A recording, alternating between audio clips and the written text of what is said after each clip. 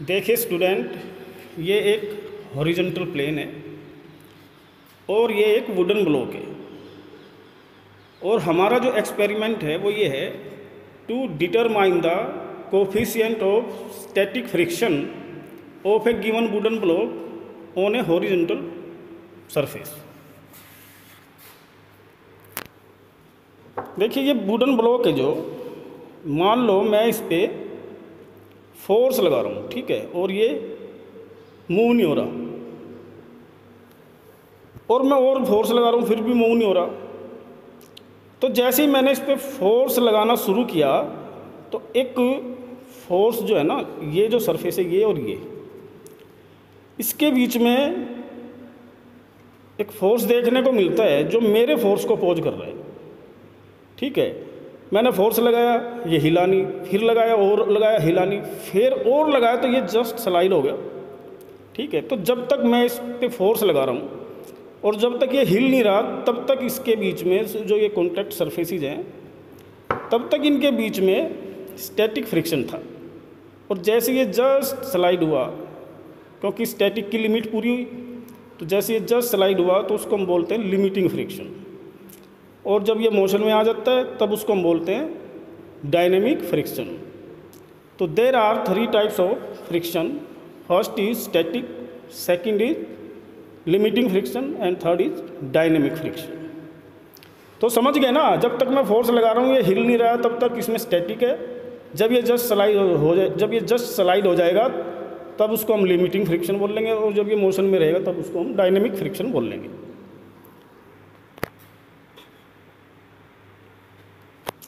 अब जो wait of wooden block है 446 ग्राम है। The weight of wooden block vertically act downward, और इसी के बदले में एक और इन टर्न ऑफ दैट एक और फोर्स है जो अपवर्ड एक्ट कर रहा है, which is equal to the weight of this wooden block. यदि ये, उसको हम नॉर्मल रिएक्शन बोलते हैं, यदि ये नॉर्मल रिएक्शन ना हो तो हम धरती पे खड़े ही नहीं हो सकते, धंस जाएंगे।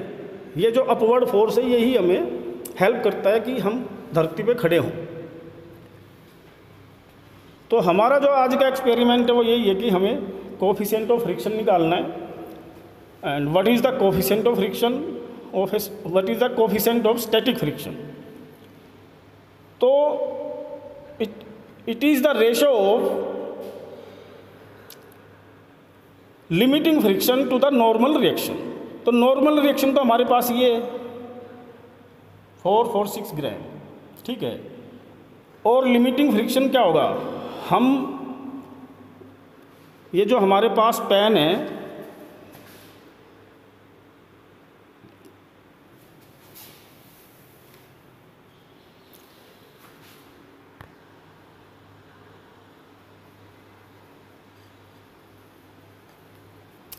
ये हमारे पास पेन है, इसमें हम मास स्लोली इंक्रीज करेंगे। कब तक, जब तक ये जस्ट स्लाइड ना हो जाए, ठीक है। और उस मास को हम नोट कर लेंगे। इस मास के थ्रू एक्चुअली हम फोर्स अप्लाई कर रहे हैं, ठीक है। और जब फोर्स न्यूटन में होता है, लेकिन दोनों ही फिर न्यूटन में होएंगे, तो इसलिए मैं न्यूटन को कैंसिल करके ग्राम में रख लेता हूँ। तो जो अब ये इस पेन के थ्रू हम स्लोली क्या करेंगे, मास इंक्रीज करेंगे और वहाँ तक मास लगाएंगे जहाँ तक वो स्लाइड नहीं हो सकता है, जहाँ तक ये वुडन ब्लॉक स्लाइड नहीं हो सकता है। अच्छा, अब मैं ये देखता हूँ जो मैंने लगाया क्या ये उस पर स्लाइड हो रहा है क्या।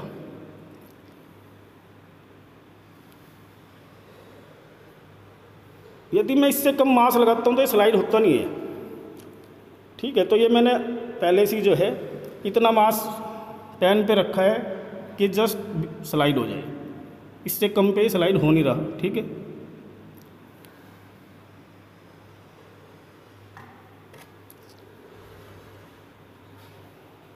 तो मैंने बताया आपको कि कोफिशिएंट ऑफ फ्रिक्शन होता क्या है, it is the ratio of limiting friction to the normal reaction. अब नॉर्मल रिएक्शन तो हमारे पास वेट ऑफ वुडन ब्लॉक है जो कि 446 ग्राम है, ये नोट करना आपने।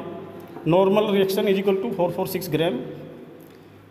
और जो अप्लाइड फोर्स, अप्लाइड मास है, जो मतलब जिसके थ्रू हम फोर्स लगा रहे हैं, वो है 140 ग्राम। ठीक है, तो आप फार्मूले में पुट करके आप कोफिशिएंट ऑफ फ्रिक्शन निकाल सकते हैं। ठीक है स्टूडेंट्स, थैंक यू।